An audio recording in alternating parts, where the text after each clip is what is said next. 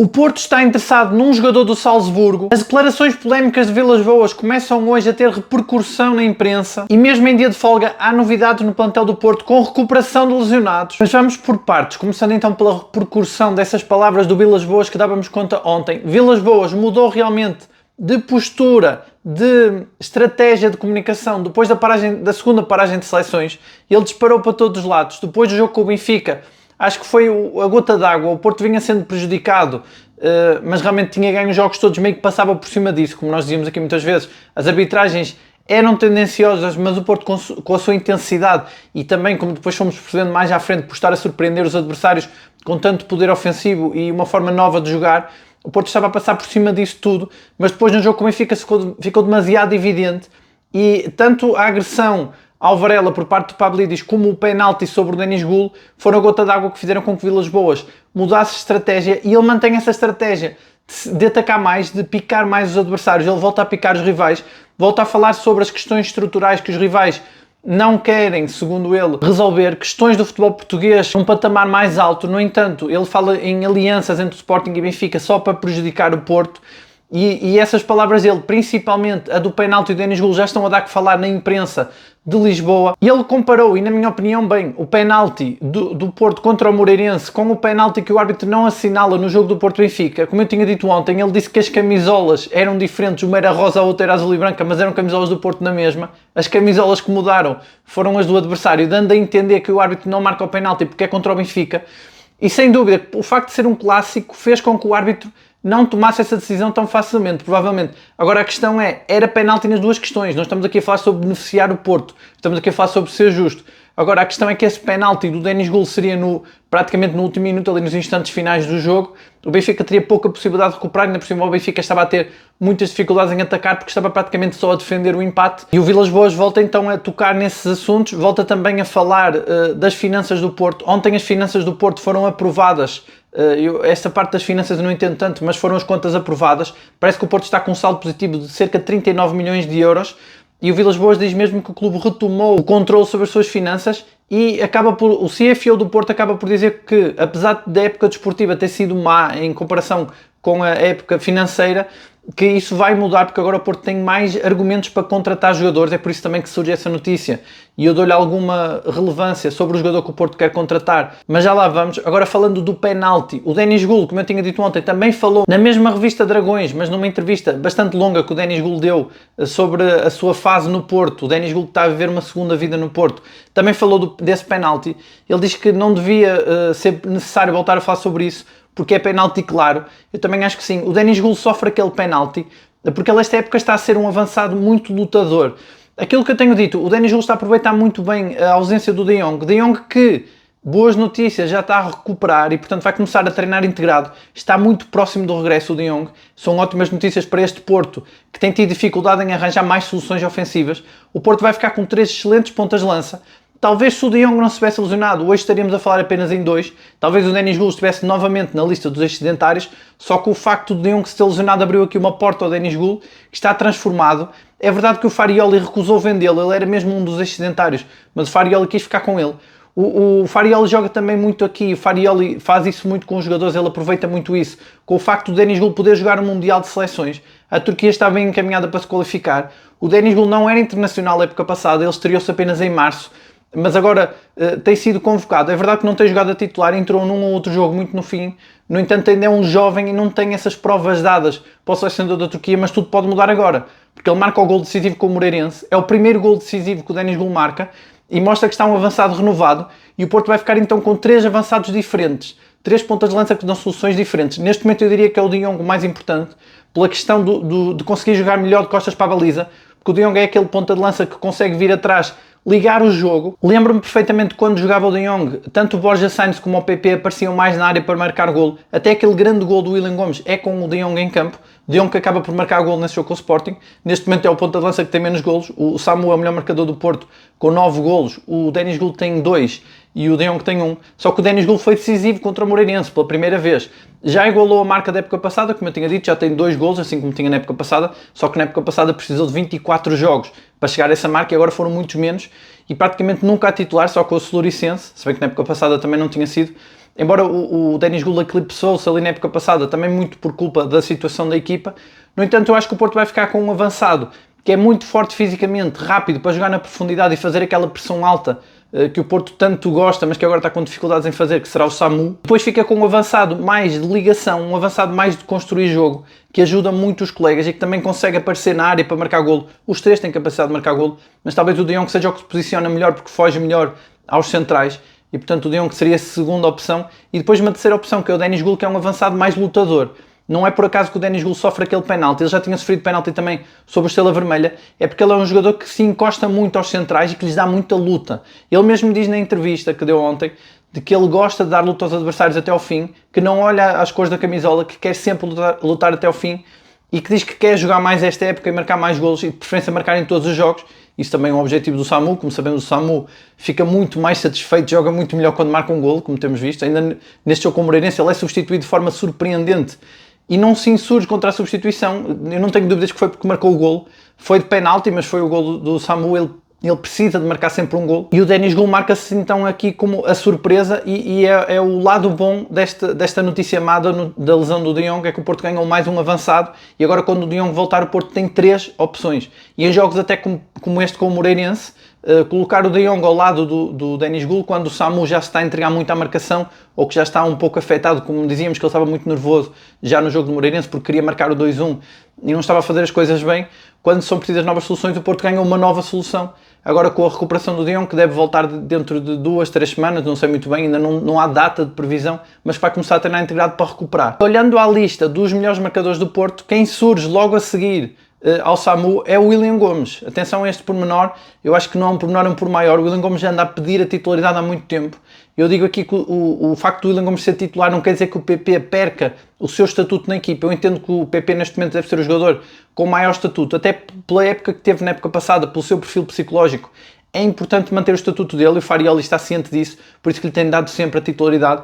No entanto, é preciso explicar ao PP que ele pode ser um suplente, ou pode ser um extremo esquerdo, ou até lateral direito, como também é essa opção. Mesmo o Porto tendo mais opções para lateral, como tem o Martim e o Alberto Costa, Martim tem estado muito desastrado esta época, tem cometido muitos erros, mas um PP lateral direito, porque não? O próprio Farioli, mesmo quando às vezes tem outras opções, vai buscar jogadores que não são daquela posição, como aconteceu com o Nottingham, em que colocou o Pablo Rosário a número 10, quando tinha Gabri Veiga, Mora, até o próprio Eustáquio, ou até o Varela, e ele acaba por optar pelo Pablo Rosário, e portanto, por que não fazer o mesmo com o PP lateral direito? Também daria ali outra dinâmica, porque eu tenho defendido aqui, já há vários vídeos que eu tenho defendido aqui, o Porto tem que mudar dinâmicas e tem opções para isso. O Farioli tem muito mérito em construir opções, ele construiu bastantes opções. O Mora, o William Gomes e o Denis Gul neste momento podem perfeitamente ser titulares e isso é muito mérito do Farioli que conseguiu trabalhá-los. O Mora já era o craque da equipa, era a estrela maior época passada. Mas este Mora é outro, é o Mora que pode jogar a médio, é o Mora que no jogo com o Moreirense faz aquela recuperação incrível, depois da perda de bola, de falhar um passe, ele vem atrás recuperar a bola, faz uma corrida impressionante, que não era o Mora da época passada, o Mora que não defendia tanto. Então o Mora já transformado e portanto o Farioli construiu aqui 3 opções, 3 jogadores que podiam perfeitamente ser titulares e acho que ele pode também jogar com isso para ser menos previsível no seu futebol. Mas eu não acredito que contra o Braga ele faça isso, até porque o Porto teve 2 folgas, o Farioli tem usado muitas folgas para recuperar a equipa fisicamente e também para a motivar, para depois ter essa vontade e ter a equipa toda com ele para pedir o máximo.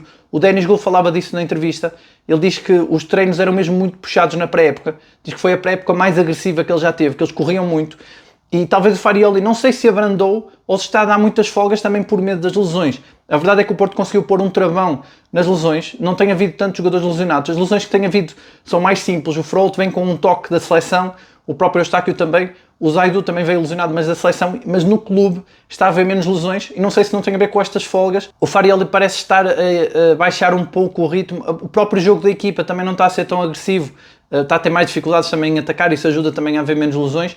Tem tido mais posse de bola na defesa, como eu tenho dito, Kivior e Bednarek, que são os jogadores que mais tempo têm a bola, e isso também ajuda a que os jogadores não vão tanto ao choque, porque não há tantas jogadas para isso. No entanto, o Porto tem que rever isso. Agora, a parte das lesões ter a ver com menos intensidade no treino, não sei se é verdade ou não.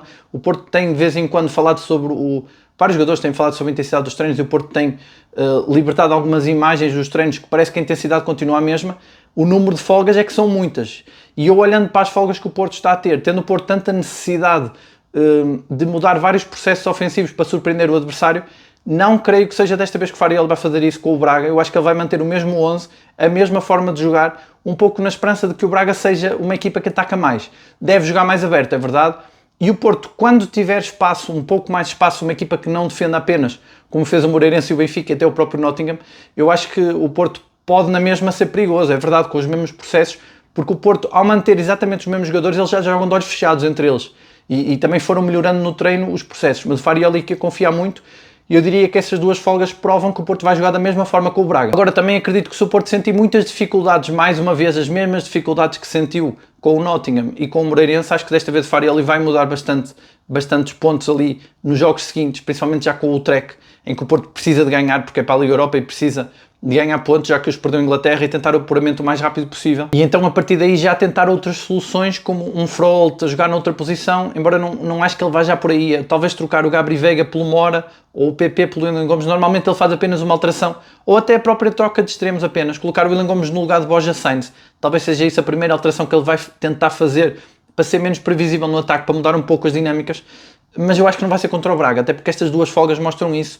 É um voto de confiança no plantel. A verdade é que, apesar dessas dificuldades iniciais, o Porto manteve a segurança defensiva, sofre um golo um pouco fortuito, aquela bola bate no Bednarek e o Diogo Costa não pode fazer nada, acaba por manter essa qualidade defensiva, foi mais intenso, tentou mais, apesar de só ter ganho quando o Farioli mudou tudo na frente. Mas a verdade é que o Moreirense a jogar em casa tinha só vitórias, era uma equipa muito defensiva. O Farioli diz que as equipas estão com medo do Porto. A verdade é que as equipas portuguesas jogam muito à defesa, jogam muito, quando jogam em casa, dependendo do ambiente, há equipas que jogam muito acima da média, mas muito à defesa também. O Farioli também tem que compreender isso, não é só ter medo do Porto, é também uma característica das equipas portuguesas. E também uma outra alteração que poderia ajudar o Porto. Eu estava a rever ontem o jogo do Porto com o Moreirense. Eu acho que o Porto mantém os centrais sempre a proteger a profundidade. O Porto, quando a bola está no Kiwior e no Bednarek ali muito tempo, na posse de bola em que não consegue arranjar uma linha de passe, os dois não avançam muito. O Porto não sobe muito a defesa. Subir a defesa já poderia ajudar a sufocar mais essas equipas que fazem a tática como fez o Moreirense e o Benfica, e obrigar a que eles se desmoronassem ali atrás, porque o Kiwior e o Bednarek têm capacidade para correr com a bola para a frente, mas o Porto não arrisca isso. Seria também uma possível mudança. Ontem falava do Kiwior a lateral esquerdo. Eu estive a rever e de facto o Kiwior não cometeu só erros. Ele, como lateral esquerdo, faz uma jogada em que ele corre pela lateral e consegue até com o pé direito colocar a bola no centro e criando muito desequilíbrio ali com o Denis Gould. Portanto, acho que o Kiwior, se jogasse mais vezes a lateral esquerdo, poder-se adaptar àquela posição e ser até melhor que o Francisco Moura. O Francisco Moura não sei se é a capacidade física que o Farioli tem falado, mas o Francisco Moura não esteve muito bem no início com o Moreirense, foi melhorando, mas também comparando com o Alberto Costa, é sempre injusto, porque o Alberto Costa de facto está a jogar muito. O Alberto Costa jogou no meio campo, ele chegou a jogar até do lado esquerdo. O Alberto Costa esforçou-se muito, deu muito ao Porto, e não descurando a defesa, e também é injusto pedir o mesmo Francisco Moura, porque não são as mesmas características do jogador. Mas o Kiwior mostrou ali que podia ser um bom lateral esquerdo com mais alguns jogos. No entanto, acho que o Kiwior não vai ser lateral esquerdo, porque ele na defesa está a fazer uma dupla incrível com o Bednarek e não se deve mexer naquela dupla. Portanto, se o Farioli achar também que tem que mexer no lateral esquerdo, acho que deve apostar mais no Zaidu do que tentar colocar ali o Kiwior ou até o Pablo Rosário. O Pablo Rosário fica muito defensivo do lado direito, do lado esquerdo deve ficar ainda mais. E hoje surgem notícias então de que o Porto está interessado no jogador de Salzburgo, no extremo do Salzburgo, o Kering, que tem apenas 18 anos. No jogo com o Porto eu gostei dele, ele fez um bom jogo. Eu penso que ele foi substituído ali já perto do fim, mas jogou bem e o Porto está muito interessado nele. O Porto quer um extremo. O Farioli não está satisfeito apenas com o Caramó, é a prova disso. E o Porto passou demasiado tempo com poucas opções. Sabemos como o Farioli valoriza ter muitas opções para certas posições. E como é um jovem, é uma aposta de futuro, mas pode ser um jogador que pode chegar já em janeiro. Sabemos que o Farioli é exigente, principalmente com jovens no ataque. Vai ser difícil que aposte logo nele, até porque o Porto tem o exemplo do Mora e do Willian Gomes, que são dois jovens que têm muita dificuldade em entrar na equipa, mesmo sendo jogadores que mais agitam e mais criativos, e o Keirim vai ser mais um jogador com essas características.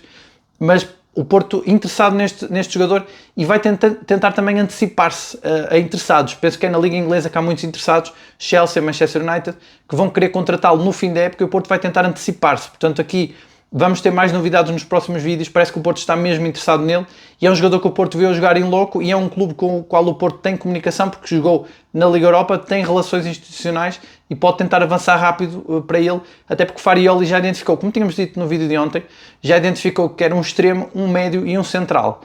Se o médio vai ser o Kenneth Taylor, é a eterna questão que temos tido aqui sempre no canal, não sabemos se vai ser ou não, mas vai ser o médio com essas características para o lugar do Froholt. O Froholt já está a ficar desgastado, ele tem marcações muito em cima, que o obrigam a correr muito, que o obrigam a desgastar-se, e o Porto não tem nenhum jogador para a posição dele, nem com características semelhantes. O mais parecido é o Eustáquio, mas como eu tenho dito aqui, é muita diferença de ritmo, e ainda por cima o Eustáquio tem sido pouco a aposta de Farioli, e vai perdendo com certeza a forma física. E depois a questão do Gabriel Braz, o Farioli não conta com ele, eu já tinha dito que se o Gabriel Braz não joga para a taça, acho que é o fim. O Farioli tinha dito que ia estrear um jogador e referia-se ao Caramó. O Caramó acabou por não se estrear por fruto da exigência do jogo, que estava apenas 1-0 e começou a assustar o Farioli, que depois ele acaba por lançar os titulares, incluindo o Samu, mas o Caramó acaba por se estrear no jogo seguinte. Quase que é claro que depois já a Liga Europa, ele não pode jogar na Liga Europa, mas estreia-se depois no campeonato. E quase que há aqui um acordo de Farioli, quase um compensar por não o ter estreado na taça, e o Caramó teve aquela exibição que não deu bem para entender ainda. Ele fez aquilo que o Farioli pediu, que foi muitos cruzamentos, ou seja, mostra que é um jogador da confiança dele, assim como o Pablo Rosário, é um jogador que o Farioli já treinou e é mais um soldado dele, mas ainda não deu para ver muito. Sei que o Caramó, por aquilo que eu tinha estudado sobre ele, seria uma espécie de Borja Sainz, porque é também muito lutador, mas seria também mais alto que o Borja Sainz, mais forte fisicamente e pode chegar mais vezes à área. Portanto, pode jogar mais como avançado, quase um segundo avançado do lado esquerdo, mas não deu para ver muita coisa neste jogo com o Moreirense. Ainda assim foi uma boa jogada de Farioli, que trocou as marcações do Moreirense e acho que foi decisivo depois para o gol do Denis Gul, que a bola ainda toca ali no Kivior, mas o Denis Gul aparece muito bem, com esse instinto matador que não reconhecíamos no Denis Gul, é a primeira vez que ele é decisivo. Portanto, o Denis Gul, que está aí também a crescer muito, foi o herói do jogo e agora vai ser mais uma dor de cabeça para o Farioli, porque o De Jong vem aí. E vamos ver se o Denis Gul continua a ser a terceira opção, se vai perder totalmente o lugar ou se Farioli vai arranjar um lugar para ele. O facto é que também com o calendário a apertar e com cada vez mais jogos e a dificuldade a aumentar, com o próprio Farioli a precisar de novas opções, embora eu acho que ele ainda não vai tentar isso com o Braga, mas a precisar de mais soluções, o Denis Gul acaba por ser mais uma opção e quanto mais opções Farioli tiver melhor, porque são jogadores com características diferentes, isso é o ideal. Quando o Farioli pode fazer troca por troca e as características dos jogadores já fazem com que tudo mude, isso é o ideal num treinador conservador como o Farioli, que gosta de manter sempre a mesma tática e o mesmo esquema de jogo, mudando apenas as peças. E vamos ver então, eu quase que aposto que o Porto com o Braga vai jogar igual, vai ter o estádio cheio a jogar na sua casa, não esquecendo também que o Porto, uma das forças do Porto está a ser jogar fora, e isso não é pouca coisa. O Farioli tem puxado dos galões por causa destes resultados, ou estes jogos menos bem conseguidos, comparando a situação da equipa na época passada, que apenas em 16 semanas a equipa mudou, e não é pouca coisa. O Porto, a época passada, sempre que jogava fora tinha muitas dificuldades, perdeu muitos jogos, empatou muitos jogos fora, e esta época tem tudo por vitórias fora. Claro, estamos a falar do campeonato, na Liga Europa perdeu com o Nottingham, mas o campeonato, que é o principal objetivo e onde o Porto falhava tanto nos jogos fora, agora está só com vitórias. Isso não é pouca coisa, e o Porto está também a aproximar-se de um recorde. Eu penso que o Porto, neste século, nunca conseguiu 6 vitórias seguidas fora. Vamos ver, eu acho que é isso. Se não for bem esse recorde, podem deixar nos comentários, mas é qualquer coisa assim, e portanto o Porto muito próximo de mais um recorde. É verdade que o Farioli tem falhado os recordes todos, mesmo à última, vários recordes que ele podia ter batido. No jogo com o Benfica, o recorde de vitórias seguidas, no jogo com o Nottingham, o recorde de ganhar a Inglaterra, e a verdade é que tem falhado na última. Mas mesmo assim a equipa do Porto, realmente, comparando com a época passada, a conseguir tudo vitórias fora, e isso faz toda a diferença para ser campeão. Até por isso é que eu dizia no vídeo de rescaldo a esse jogo, isto são os jogos que fazem das equipas ser campeãs, isto é o que normalmente se diz, é um jogo para ser campeão, ganhar no fim, um jogo tão fechado e tão difícil. A diferença entre ganhar um jogo destes fora ou empatar, normalmente é a diferença de ser campeão ou ficar em segundo ou terceiro. E o Porto então, logo depois do jogo com o Braga, tem um jogo com o Trek e logo a seguir o jogo com o Famalicão, e acaba por ser tudo muito seguido, e essa deslocação à Holanda, que já tem os bilhetes à venda. Eu estava a ver uma notícia que achei, enfim, é uma curiosidade, mas que achei estranho, o que o Trek só vende bilhetes físicos.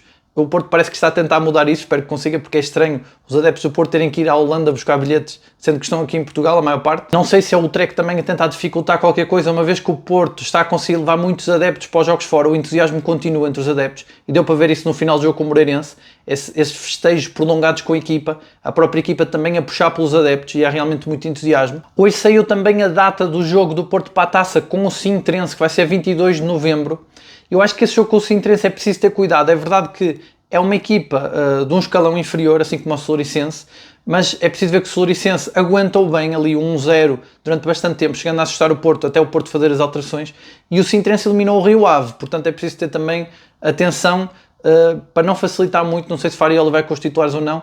Penso que é depois da outra paragem de seleções, é possível que vá fazer a mesma coisa que fez com o jogo Soluricense, mas o Porto também vai ter que ter atenção nesse jogo, apesar de ser uma equipa que não tem nome, acaba por ter no currículo que eliminou o Rio Ave para chegar a esta fase. E hoje sai também uma entrevista do Vitinha, o ex-jogador do Porto, que está no PSG, que para mim até foi o melhor do mundo esta época, mas que acabou por não ganhar o prémio, mas que esteve muito perto. E ele a dizer que a mentalidade que ele tem de sucesso e que faz dele um grande jogador e um jogador tão bom para o PSG, um dos melhores jogadores do mundo, foi ter passado pelo Porto. Ele a dizer que há uma mentalidade que fica incutida nos jovens no Porto, que fica para sempre. Eu vejo essa mentalidade, ao ler essa entrevista, lembrei-me do Mora, eu vejo essa mentalidade no Rodrigo Mora. Acho que aquela recuperação de bola que ele faz contra o Moreirense mostra essa mentalidade de nunca desistir.